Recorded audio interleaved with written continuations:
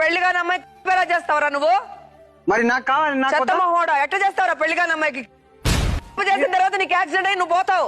అప్పుడు అమ్మాయి ఏం చేసుకుంటుందా కడుపు పెట్టుకొని? ఎట్లా చచ్చిపోతే చచ్చిపోతాం నువ్వు దానికి. సావురా దరిద్రుడా, నువ్వు చచ్చిపోతే ఎవరికి నష్టం లేదు. నీ ఇష్టానికి నీకు చట్టాలు మార్చవు. అంటే ఆడవాళ్ళు ఏదైనా చేసుకుంటా ఉంటే చేస్తే మగవాళ్ళు దానికి చట్టం చూసుకుంటారా ఉంది. మేడం? నువ్వు కంప్లైంట్ చేసుకో అని చెప్తున్నాను కదా. నువ్వు నీ పెళ్ళం తిరుగుతుందంటే నీకు అవమానం. నువ్వు మొగోడు కాదని అర్థం. నువ్వు మొగోడు అయితే కంప్లైంట్ ఇచ్చి దాన్ని లోపల పెట్టించు. వాడు ఖచ్చితంగా జైలు వెళ్తాడు. నువ్వు అతనితో ఉంటే నిన్ను జైలుకి పంపిస్తావు. నీ కూతురు రోడ్డు మీద ఉంటుంది. నువ్వు ఆలోచించు. ఈ పిల్లని ఇక్కడ వాడి ఇద్దరం పోదాం. ఈ పిల్లని ఈడ వాడి, చిన్న పాప నీడ వాడి. ఇప్పుడే పిలిపిమంటావా పోలీసుల్ని?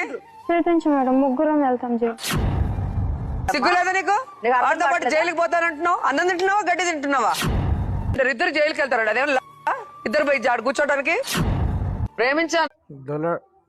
దులాడు వస్తున్నావు సాట, నువ్వు కాస్త నువ్వు దులాడు గునయ్యా అంటున్నారు పిల్లలు కదా.